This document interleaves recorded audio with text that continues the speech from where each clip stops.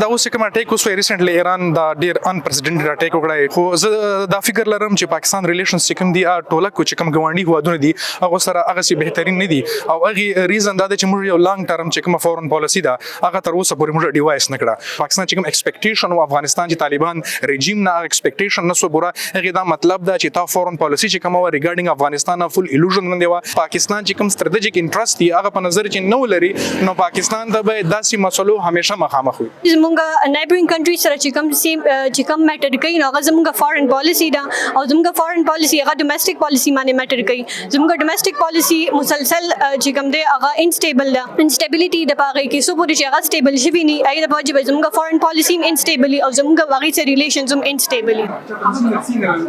ایکسپټ چاینا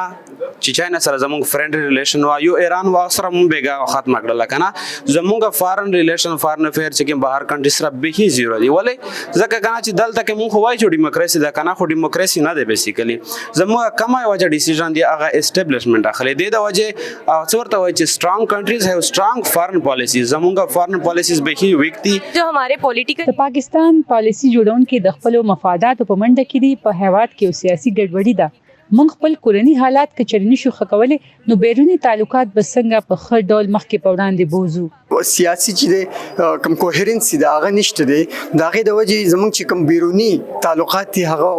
ټرم کېږي. ریسنټلی موږ د افغانستان ګورو د ریفیوجیز باندې موږ هغه څنګه ټریټ کړو